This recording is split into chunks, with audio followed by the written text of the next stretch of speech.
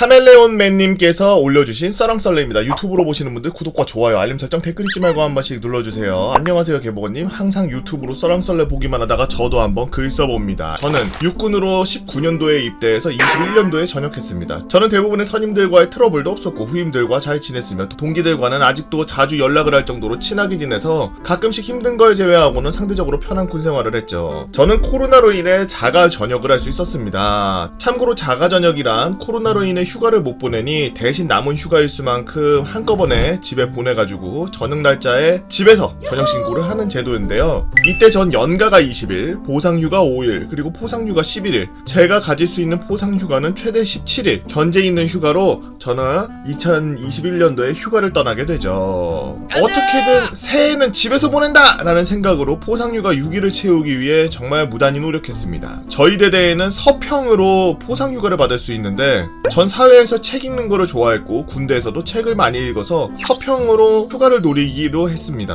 서평을 50개를 쓰면 2박 3일, 그리고 그 달에 다작상을 받아도 2박 3일이었기에 전 몇 달에 걸쳐서 완성한 서평들을 마지막 달에 한 번에 올려서 다작은 내가 따놓은 당상이 되게 만들었죠. 이제 휴가만 받아서 집에 가기만 하면 됐습니다.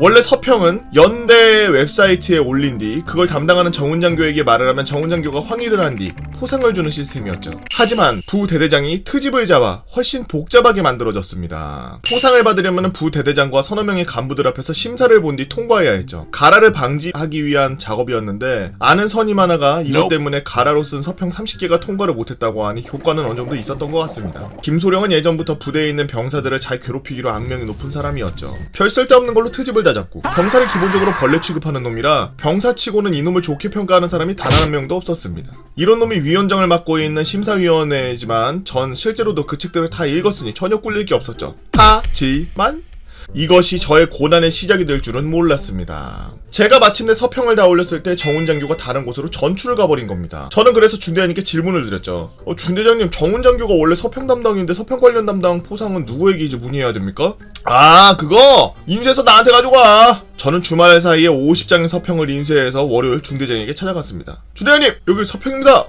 그래. 근데 이걸 나한테 주니?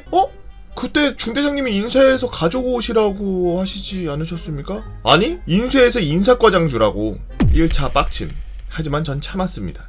가는 날이 장날이라고 하필이면 그 주에 인사과장이 연대의 교육 때문에 자리를 비운 상태여서 저는 차분히 인사과장을 기다렸죠. 그리고 일주일 뒤 인사과장이 돌아오자 전 인사과장에게 달려갔습니다. 하지만 인사과장에게서 돌아온 말은 가관이었죠. 이걸 왜 나한테 줘? 중대장님께서 인사과장님께 드리면 된다고 하셨는데. 아닌데? 이거 교육지원 담당관 담당인데? 2차 빡침. 교육지원 담당관은 그동안 계속 대대에 있던 사람이죠. 일주일을 낭비했지만 전 또 참으며 교직원을 찾아갔습니다. 교직원은 저에게 서평을 받으며 심사를 받아야 된다고 말했습니다. 그런데 하필 다음 주에 중요 훈련이 잡혀 있어서 최소 2주 뒤에나 가능할 거라는 말이 있습니다. 이 정도는 뭐 그럴 수 있다고 생각했는데 교직원님, 그 50권 서평 심사 볼 때 다작 심사도 따로 봐야 되는 거 아닙니까? 아니면은 그건 심사를 안 봅니까? 다작상? 9단계 있어? 3차 빡침. 네, 교직원은 말 그대로 인수인계를 단 한 개도 받지 못한 병사들보다도 서평제도에 대해 몰랐던 거죠. 일단 교직원을 알아보겠다고 한 뒤 저를 돌려보냈습니다. 어쨌든 훈련도 끝났고 전 다시 교직원님을 찾아가서 심사 날짜를 물어봤죠. 교직원님은 월요일이야 라고 말해줬습니다.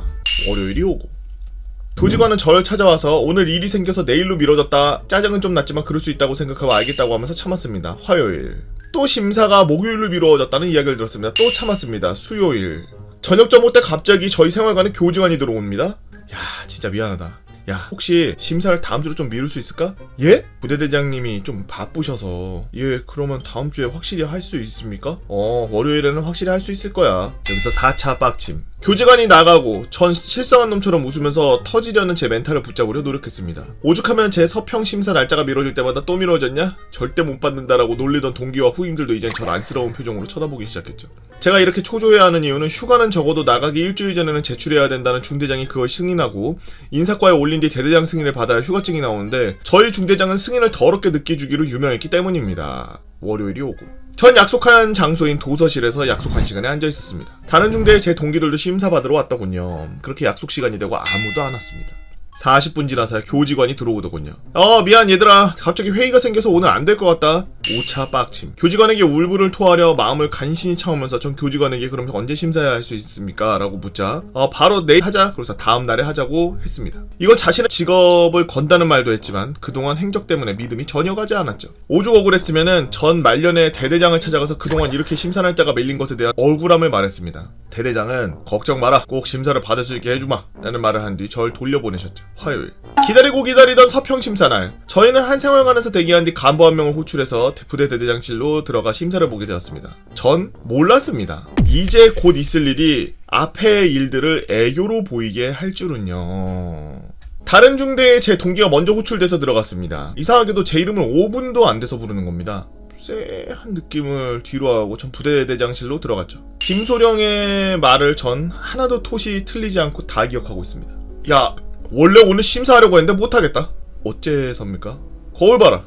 전 뒤에 있는 거울 봤습니다. 전 설마 했습니다. 그리고 김소령을 봤습니다. 뭐가 문제입니까? 다시 봐라. 모르겠냐? 혹시 머리 때문입니까? 야, 이런 중요한 행사에 용무도 제대로 안 하고 오는 놈이 이 행사에 중요하다게 생각 안 한다는 것이니 심사를 할 필요가 없지. 2차 빡침. 그렇게 중요한 행사라면서 본인은 12일이나 미루는 남의 시간을 낭비하는 게 말이 되나. 심지어 전 중대장에게 명령으로 일주일 전에 머리를 깎은 상태였는데요. 제가 그렇게 항변을 하자 김소령은 저에게 자를 가지고 오라고 시켰습니다. 자를 가지고 온 김소령은 머리가 규정에 어긋난다는 이유로 심사를 거부했고 다른 심사 간부들을 내보낸 뒤 저에게 남으라고 했죠. 그리고 김소령의 입에서는 믿을 수 없는 말들이 나왔습니다. 너 솔직히 말해봐. 이거 얼마만에 썼냐? 7차 빡침. 몇 달에 걸쳐 썼습니다. 너 이거 얼마나 노력했냐? 엄청난 시간과 공을 들여 만들었습니다. 그런데 이 정도라고? 성의가 없어. 내용도 부실하고. 어느 부분이 부실합니까? 여기 봐라. 한 줄만 적은 게 말이 되냐? 전 WWH131 서평 형식대로 적었는데 그 형식엔 책에 대한 나의 생각, 그렇게 생각하는 3가지 이유, 그리고 결론을 작성해야 되는 부분이 있죠. 전 모든 서평의 책에 대한 생각은 이 책은 좋다, 싫다 이런 식으로 적고 3가지 이유를 매우 상세하게 적었습니다. 이걸 트집 잡은 거죠. 저는 김소령의 트집에 하나하나 반박했습니다. 이러한 논쟁에서 목소리 높이면 바로 지는 거라고 배웠기에 전 언성을 높이지 않고 침착한 목소리로 하나하나 반박했죠. 웃기게도 김소령은 제가 논리적으로 반박할 때마다 레퍼토리가 같아졌다는 겁니다. 야, 이거 없다. 여기 있지 않습니까? 그리고 이 내용은 여기에 추가적으로 설명되어 있습니다. 야, 따지지 마. 야, 이것도 없다 이거. 여기 있습니다. 따지지 마. 여기 이거 없다. 결국 이렇게 논쟁하다가 김소령은 야, 네가 너의 진가를 평가해주길 원하는 것 같으니까 내일 심사 때 한번 해줄게. 감사합니다. 한마디 하고 부대대장실을 나왔죠. 이때 알았는데 사람이 엄청나게 화가 나면 소리를 지르지 않습니다. 그냥 지금 일이 너무 어이없고 멍하게 있게 되죠. 정신을 차린 뒤 바로 이발병 후임에게 달려가 3mm로 밀어버리라 그랬습니다. 오죽하면 후임 하나가 독하다고 자기 같으면 그냥 휴가 안 받고 만다고 말을 하더라고요. 하지만 저로서는 이건 더 이상 휴가의 문제가 아니었습니다. 제 노력을 무시하는 사람을 상대로 한 자존심 싸움으로 번졌죠. 이젠 휴가를 안 받아도 되니 저놈의 코를 납작하게 만들어주겠다는 생각만 들었습니다. 그날 밤. 전 여태까지 이렇게 억울한 일을 당한 적이 없어서 답답해하는 가슴을 치며 잠에 들었습니다. 결전의 날이 오고 전 당당히 심사를 보러 들어갔습니다. 김소령을 포함한 4명의 간부가 제 서평 중 하나를 무작위로 골라서 저에게 차례대로 내용에 대한 질문을 했습니다. 결과요? 전부 처발랐죠. 독서로 다져온 제 머릿속의 내용을 속사포 랩으로 하듯이 책을 읽었다는 걸 증명했습니다. 이렇게 해서 전 6일에 휴가를 받아냈고 그 휴가를 붙여서 전 2020년 12월에 대대에서 나오게 되었습니다. 저 나름대로 저의 신념을 밀어붙여서 저의 진가를 보여준 뒤 휴가를 나갈 수 있었으니 승리를 했다고 봅니다. 지금 군생활을 하시는 분들과 앞으로 하게 될 분들 한마디 해주자면 만약 본인이 정말로 떳떳하면 누가 뭐라고 해도 절대 굴복하지 말라라는 말 하고 싶네요. 군대에서 참 재밌는 건 많은 분들이 경험해봤겠지만 본인들이 만든 시스템이에요. 본인들이 인사고과에서 좋은 점수를 받으려고 사단, 연대, 사령부 이런 데다가 자기네들이 우리 병사들을 케어하기 위해서 솔루션을 이렇게 진행하고 있습니다. 쫙 이런 것들을 쓰고 실제로 그 시스템을 실행을 안 해요. 그러니까 어떻게 보면은 본인들이 봤을 때는 하나의 병사들을 위한 서비스고 하나의 뭐 복지 같은 거라고 생각하고서 그렇게 해주는데 잘 안 지켜져요. 지금 나오는 것처럼. 항상 후순위고 항상 뒤로 밀리고 안 해주고 나중에 결국에는 흐지부지하고 없어지는 경우 무지기수예요. 그게 군대입니다.